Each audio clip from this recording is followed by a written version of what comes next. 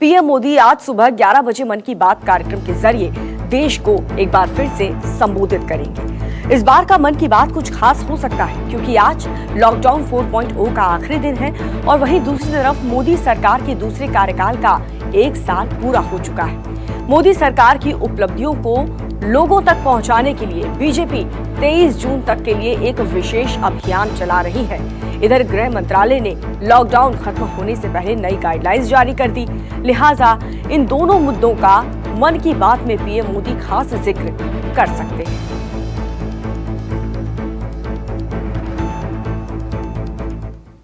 मोदी सरकार ने लॉकडाउन 5.0 की गाइडलाइंस जारी कर दी है। कंटेनमेंट जोन को छोड़कर के सभी जगह चरणबद्ध तरीके से छूट दी गई है। शर्तों के साथ 8 जून के बाद होटल, रेस्टोरेंट, शॉपिंग मॉल्स और धार्मिक स्थल खुलेंगे। देश भर में अब सिर्फ कंटेनमेंट जोन में लॉकडाउन रहेगा। राज्य से सलाह के बाद स्कूल कॉलेज खोलने पर फैसला जुलाई में होगा। वहीं एक से दूसरे राज्य में जाने का जो प्रतिबंध है वो पूरी तरह से अब हटा दिया गया है, यानी कि अब पास की जरूरत नहीं पड़ेगी। मेट्रो और इंटरनेशनल उड़ानों पर तीसरे चरण में फैसला लिया जाएगा। हालांकि अभी इस पर फैसला नहीं लिया गया है। कंटेनमेंट जोन में जो भी चीजें खुलेंगी उनके लिए स्वास्थ्य और परिवार कल्याण मंत्रालय स्टैंडर्ड्स ऑपरेटिंग प्रोसीजर्स यानी कि SOPs जारी करेगा।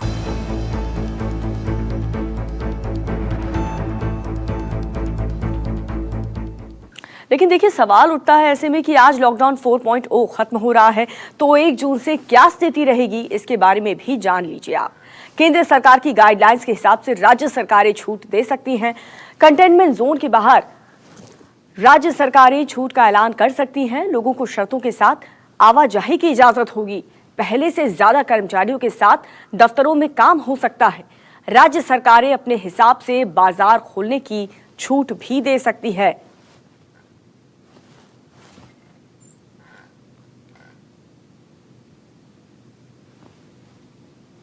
तो लॉकडाउन को अनलॉक करने की तैयारी है, लेकिन कुछ शर्तें और प्रतिबंध अभी भी लागू रहेंगे। सार्वजनिक जगहों पर, ऑफिस यात्राओं के दौरान फेस मास्क जरूरी है। सार्वजनिक जगहों पर 6 फुट यानी कि 2 गज की दूरी रखना बेहद जरूरी है। ग्राहकों के बीच शारीरिक दूरी सुनिश्चित करेंगे दुकानदार।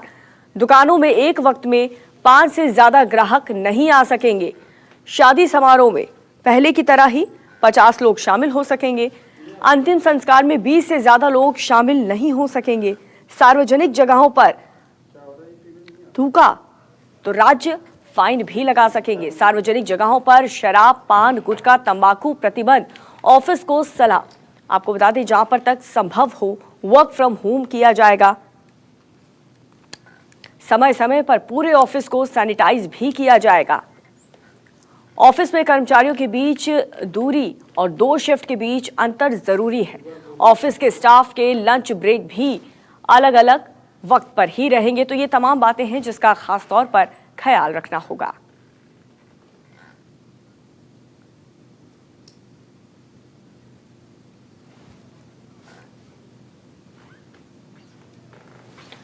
और चलिए सीधा रुख करेंगे, मेरे सहयोगी प्रशांत देव जुड़ चुके हैं ज्यादा जानकारी के साथ। प्रशांत, ये जो नया लॉकडाउन है ये काफी ज्यादा अलग है। जो रियायतें इसमें दी गई हैं, कम से कम उसमें ये तो हम नहीं कह सकते कि ये लॉकडाउन है। हालांकि कुछ जगहों पर अभी भी उसी तरह से स्ट्रिक्टनेस फॉलो की जाएगी।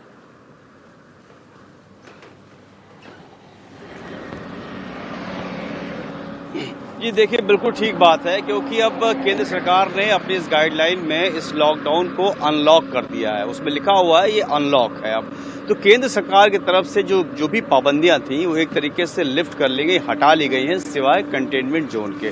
और उस कंटेनमेंट जोन में भी उसकी सीमा, उसका एरिया वो परिभाषित करने का, उसको तय करने का भी हक जो है अब राज्य सरकार के पास है। लेकिन इस पूरी गाइडलाइन को पढ़ने के बाद हर जगह जो ये बात लिखी गई है कि राज्य सरकारें अपना फैसला लेंगी, यानी कि अब जो है राज्य सरकारों की गाइडलाइन आएगी और उसके हिसाब से सभी तरह की मूवमेंट होगी, सभी तरह की एक्टिविटी होगी। लेकिन इसमें समझने वाली बात ये है, जो हमें लगती है, कि अब राज्य सरकारों की जो गाइडलाइन आएगी उससे कहीं असमंजस की स्थिति न हो। क्योंकि अगर राज्य सरकारें अपनी सीमाएं बंद करती हैं, उन्हें लगता है कि उनको अपनी सीमा में प्रतिबंध करना है, तो फिर एक राज्य से दूसरे राज्य के मूवमेंट बाधित हो सकता है। अच्छा। इसी तरह की बातें हैं प्रशांत, जो इसी से जुड़ा मेरा अगला सवाल भी है, 8 जून क्योंकि के बीच जनता में जो जानना तस्वीर चाहेगी साफ इस हो नए पाएगी लॉकडाउन जब के अलग बारे में विस्तार से। प्रशांत, ये हम जानना चाहेंगे, अगर जैसे कोई शख्स एक राज्य से दूसरे राज्य जाता है तो क्या उससे ये 14 दिन का जो क्वारंटीन प्रोसेस है वो भी अब करना होगा? और यदि अगर राज्य सरकारें इस चीज की छूट देती हैं कि आने जाने में किसी भी तरीके का कोई परमिशन की जरूरत नहीं है, तो क्या वो 14 दिन का क्वारंटीन में भी छूट मिल सकती है क्या?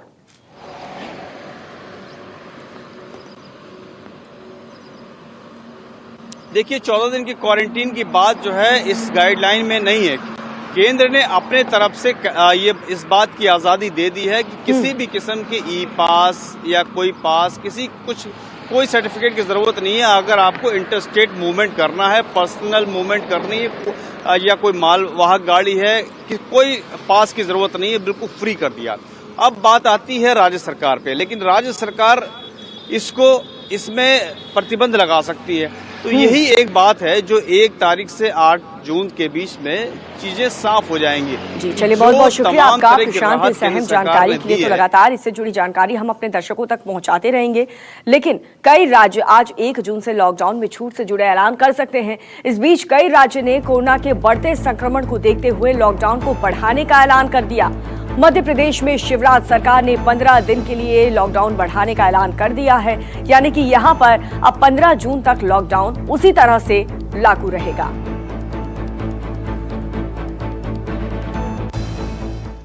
और सिर्फ मध्य प्रदेश ही नहीं, बल्कि मध्य प्रदेश के अलावा कई और राज्य ने भी लॉकडाउन बढ़ाने का ऐलान किया है।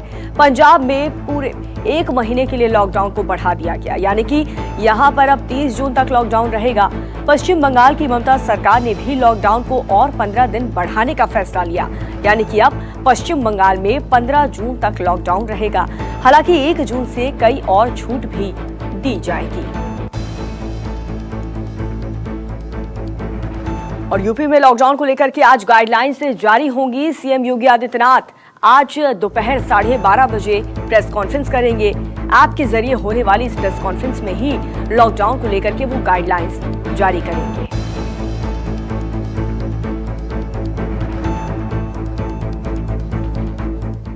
तो लॉकडाउन 4.0 आज खत्म हो रहा है, लेकिन दिल्ली में कोरोना मरीजों की जो संख्या है उसमें रिकॉर्ड बढ़ोतरी हो रही है। पिछले 24 घंटे की बात करें तो 1163 मामले सामने आए, और इसी के साथ दिल्ली में कोरोना मरीजों की जो संख्या है वो 18,549 तक पहुंच गई। वहीं दिल्ली में अभी तक 416 लोग कोरोना की जंग में अपनी जिंदगी गंवा चुके हैं, लेकिन दिल्ली के मुख्यमंत्री अरविंद केजरीवाल अभी भी जनता के साथ आंख मिचोली खेल रहे हैं। उन्होंने कहा है कि अगर मौत का आंकड़ा बढ़ने लगा तो मुझे चिंता होगी, लेकिन मरीज ठीक होकर और घर चले जाएं तो चिंता की बात नहीं है। अगर कोरोना के 10,000 मरीज हो जाएं, लेकिन हमारे पास 8,000 बेड हो, तब मुझे चिंता होगी। पवन मिश्रा हमारे साथ जुड़ चुके हैं ज्यादा जानकारी के साथ। पवन, आज से 4.0 खत्म हो रहा है, लेकिन दिल्ली के हालात किसी भी तरीके से सुधरते हुए नजर नहीं आ रहे, और हम देख रहे हैं कि बाकी राज्यों ने लॉकडाउन बढ़ाने का ऐलान किया है, लेकिन दिल्ली से इस तरीके की कोई अभी तक ऑफिशियल स्टेटमेंट नहीं आया है। क्या आगे की रणनीति होगी, क्योंकि आंकड़े लगातार बढ़ रहे हैं? बिल्कुल, लगातार आंकड़े बढ़ रहे हैं और बढ़ेंगे भी। आपको याद होगा जब पूरे दिल्ली के सभी 13 जिलों में रेड जोन घोषित किया गया था, उसके बाद भी सरकार की तरफ से यह कहा गया कि उनके पास तनख्वाह देने के लिए अपने कर्मचारियों को पैसा नहीं है, जिसकी वजह से शराब की दुकानों को खोला जाए। और उसके बाद क्या हालात हुई थी आपने देखा होगा। सबसे बुरी स्थिति जो है दिल्ली के आरएमएल अस्पताल का है, जहां पर शव को रखने के लिए जगह ही नहीं है। 2-2 दिन 3-3 दिन तक शव यहाँ पड़ा हुआ है, और कोई व्यक्ति की मौत होती है जिस बिस्तर पे, उसी बिस्तर के बगल वाले बिस्तर पे भी कोरोना पेशेंट को लाकर रख दिया जा रहा है। यानी स्थिति इतनी भयावह है। अब ना कोई डॉक्टर लगातार पॉजिटिव इसमें मिल रहे हैं, नर्स और जो लैब टेक्नीशियन बॉय हैं लगातार पॉजिटिव मामले आए, इस कारण उनके अंदर भी डर और खौफ का माहौल बना हुआ है। कुछ दिन पहले आप देखे होंगे जीबी पंत अस्पताल के डॉक्टर और नर्सों ने सरकार के खिलाफ हल्ला बोल दिया। ये कहा गया था कि प्रॉपर तरीके से ना उन्हें पीपीई किट मिल रही है, ना ही मास्क, ना ही सैनिटाइजर का व्यवस्था यहाँ पर इंतजाम यहाँ पर किया गया है। तो सरकार की तरफ से जो व्यवस्था यहाँ पर किया जा रहा है, जो दावे किया जा रहा है, आपको बता दें कि लगातार आंकड़े भी छुपाने का काम किया जा रहा है। शमशान कमेटी से हमारी बात हुई, जहां पर बॉडी को जलाया जाता है। ये भी बात हुआ कि जब अब ये फैसला सरकार ने लिया था कि कोरोना के पेशेंट जिसकी मौत होती है उसकी बिल्कुल पवन, जो बात आप कह रहे हैं वो जब से लॉकडाउन लागू है तभी से आप बता दें कि कई सारी असुविधा दिल्ली में है, दिल्ली की जनता को भुगतना पड़ रहा है। लेकिन ऐसे में जब नया लॉकडाउन अब रिलीज किया गया, केंद्र सरकार की तरफ से गाइडलाइंस जारी की गई है, तो जाहिर सी बात है कि खतरा अब और भी ज्यादा बढ़ सकता है। बिल्कुल, खतरा बढ़ने का ही रेड जोन के इलाके की बात हो रही थी। खतरा बढ़ सकता है। हालांकि सरकार की तरफ से बार बार ये दावा किया जाता है कि प्रचार के माध्यम से, मीडिया के माध्यम से, कॉलर ट्यून के माध्यम से सचेत किया जाता है, लेकिन सिर्फ सचेत करने से नहीं होगा। आप किस तरह से इसको तरीके से आप ले रहे हैं, तो कि अगर पेशेंट, कई ऐसे हमारे पास फोन आते हैं, वीडियो कॉल्स, मैसेज हमारे पास आते हैं, जो कहा जाता है क्वारंटाइन सेंटर में वो है, उनके पास ढंग का खाना नहीं मिल रहा है, ना ही उनका इलाज किया जा रहा है। कुछ बच्चे जो फिलीपींस से आए थे एमबीबीएस करने के लिए, कुछ बच्चे रसिया गए थे, जब वहां पर आए, विशेष विमान से दिल्ली लाया गया, फिर उन्हें दिल्ली के 5 स्टार होटल में रख दिया गया। आप सहज अंदाजा लगाइए, और उस होटल का बिल जो है उन बच्चों को ही पे करना है। तो आप सहज अंदाजा लगाइए कि एक स्टूडेंट रोजाना बिल 8,000 10,000 का जो हो रहा है, 15 दिन से वहां पे होटल का बिल वहां बढ़ रहा है। और ये भी बच्चों का ये भी कहना है कि अभी तक उनका जांच भी नहीं किया गया, यानी 15 दिन से वो एक 5 स्टार होटल में, और 5 स्टार होटल का महंगा बिल लगा, ये सरकार की तरफ से ये कहा जा रहा है कि आप ही को पे करना होगा। तो इस तरह की कुव्यवस्था जो देखने को मिल रही है दिल्ली में, तो आप सहज अंदाजा लगाइए। बिल्कुल प्रशांत, इतनी सारी असुविधाओं के बीच देखना होगा कि दिल्ली सरकार क्या फैसला लेती है। क्या दिल्ली सरकार भी जो बाकी राज्य हैं उनकी तरह लॉकडाउन बढ़ाने का ऐलान करती है, या फिर जिस तरीके के हालात हैं आगे की रणनीति दिल्ली सरकार की क्या होगी इन आंकड़ों को कम करने के लिए, ये देखना होगा। बहुत बहुत शुक्रिया आपका। अब बात महाराष्ट्र की। महाराष्ट्र में कोरोना वायरस ने कोहराम मचा रखा है। एक दिन में 2,940 नए मामले सामने आए। महाराष्ट्र में कोरोना पॉजिटिव मामलों की जो संख्या है वो हर दिन बढ़ रही है। महाराष्ट्र में कोरोना वायरस बेलगाम हो गया है और राज्य में कुल पीड़ितों की संख्या बढ़कर के 65,168 तक पहुंच गई। पिछले 24 घंटे में 99 मरीज की मौत के साथ कुल मौतों का जो आंकड़ा है वो 2,197 तक पहुंच गया, जबकि 65,000 मरीजों में से 28,081 मरीज डिस्चार्ज हो चुके हैं।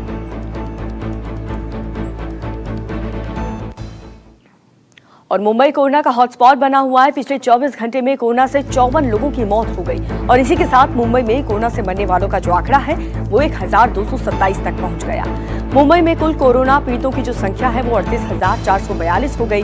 वहीं मुंबई के धारावी में भी कोरोना मरीजों की संख्या में लगातार बढ़ोतरी हो रही है। धारावी में पिछले 24 घंटे में कोरोना के 18 नए मामले सामने आए।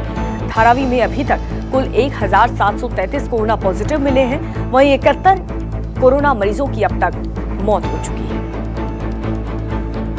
विनोद जग्गाले हमारे साथ जुड़ चुके हैं ज्यादा जानकारी के साथ। विनोद, आज से 4.0 खत्म हो रहा है और कल से एक नई तस्वीर देश में देखने को मिलेगी, लेकिन महाराष्ट्र की बात करें और खास तौर पर मुंबई की, जहां पर केसेस लगातार बढ़ रहे हैं, ऐसे में महाराष्ट्र सरकार क्या फैसला ले सकती है?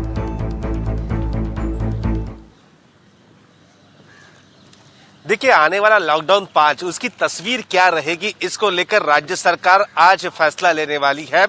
कल केंद्र से नए लॉकडाउन के बारे में जानकारी मिली कि 30 जून तक ये लॉकडाउन बढ़ाया गया है, लेकिन कंटेनमेंट जोन तक ये रहेगा। कई उसमें बातें उसमें बताई गई। उसके बाद महाराष्ट्र के मुख्यमंत्री उद्धव ठाकरे और एनसीपी सुप्रीमो शरद पवार, इन दोनों के बीच वर्षा जो सीएम का आधिकारिक निवास है वहां पर एक लंबे दौर की बातचीत हुई।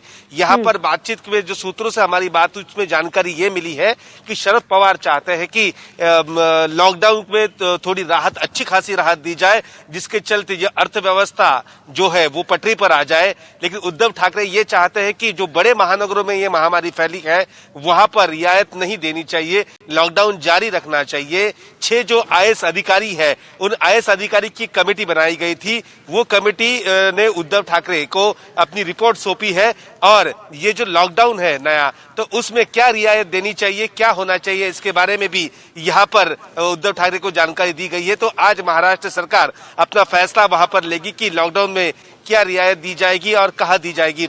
इसके अलावा महाराष्ट्र के मुख्यमंत्री ने केंद्र से फिर से ये मांग की है कि जो लोकल सर्विस है वो इसेंशियल सर्विस के लोगों के लिए यहाँ पर शुरू की जाए। डॉक्टर हो और इसके बाद नर्सेस हो, वार्ड बॉयज हो और अन्य दूसरे जो बिजली विभाग के कर्मचारी हो, उनको भी बरसात के समय भी जाना पड़ेगा, क्योंकि यहाँ पर मुंबई में 15 जून तक अनुमान है कि 10 जून तक या 15 जून तक बरसात आ सकती, तो ऐसे में सफर करने की लोकल काफी जरूरी है। तो लोकल सेवा की मांग उद्धव ठाकरे ने इसेंशियल सर्विस में काम करने वाले लोगों के लिए केंद्र सरकार के पास फिर से की है। अब केंद्र सरकार इस पर अभी भी फैसला नहीं ले पा रहा है। जी, लेकिन अगर बात करें तो क्या लॉकडाउन बढ़ाया जा सकता है, क्योंकि बाकी राज्य में हमने देखा, मध्य प्रदेश और पंजाब में जो सरकारें हैं वहां की राज्य सरकारों ने ये फैसला लिया है कि लॉकडाउन को 15 या फिर 1 महीने के लिए बढ़ा दिया जाए। तो क्या महाराष्ट्र में भी इसके चांसेस हैं कि लॉकडाउन को बढ़ाया जा सकता है? देखिए, महाराष्ट्र में लॉकडाउन जरूर बढ़ाया जाएगा, क्योंकि आपने देखा होगा कि मुंबई कोरोना का हॉटस्पॉट बन चुका है। अकेले मुंबई तक ये बात नहीं रही है, मुंबई के बगल में जो ठाणे जिला है वहां पर ये महामारी फैली है। पुणे में भी काफी अच्छा खासा असर इस महामारी का देखने को मिल रहा है। औरंगाबाद जैसा महानगर वो भी पीड़ित है, नागपुर जैसा महानगर है, नासिक जैसा महानगर, ये प्रमुख जो शहर है महाराष्ट्र के जहां पर कोरोना ने अपने हाथ पांव पसारे हैं, तो वहां पर ये बीमारी लगातार इसके आंकड़े नंबर्स बढ़ रहे हैं, मौत का आंकड़ा भी बढ़ रहा है। तो ऐसे में उद्धव ठाकरे ये चाहते हैं कि यहाँ पर लॉकडाउन जारी रहे। और एक सबसे अहम बात यह है कि बरसात के समय में दूसरी अन्य बीमारियां भी ज्यादा फैलती है, जैसे डेंगू हो, मलेरिया हो, तो उसमें उसको भी ठीक करना, उस पर भी काबू लाना एक प्रशासन के सामने चैलेंज रहेगा। और कोरोना का संकट तो ऊपर से है ही, इसलिए उद्धव ठाकरे नहीं चाहते हैं कि यहाँ पर लॉकडाउन में कोई भी रियायत मिले। अगर लॉकडाउन में रियायत मिलती है तो अगर लोगों का संपर्क दूसरे से आता है तो कोरोना के मामले और बढ़ सकते हैं। तो ऐसे में दिक्कत काफी ज्यादा हो सकती है। तो लगता नहीं है कि यहाँ पर बहुत ज्यादा जरूरत खास करके महाराष्ट्र में तो हो जाती है। बहुत बहुत शुक्रिया आपका इस जानकारी के लिए। देश में कोरोना वायरस के मामले तेजी से बढ़ रहे हैं। कोरोना मरीजों की जो संख्या है वो 1,73,763 हो चुकी है। पिछले 24 घंटे में देश में रिकॉर्ड 7,964 मामले सामने आए, वहीं 265 लोगों की मौत हो गई। देश में कोरोना वायरस के कारण मौत का जो आंकड़ा है वो अब 5,000 के पास पहुंच गया है। स्वास्थ्य मंत्रालय के आंकड़े के मुताबिक देश में फिलहाल 86,422 एक्टिव केसेस हैं, वहीं 82,370 लोग ठीक होकर के अपने घर जा चुके हैं। हालांकि अब मरीजों के ठीक होने की रफ्तार भी काफी बढ़ गई। 1,73,763 में से 82,370 लोग स्वस्थ हो चुके हैं।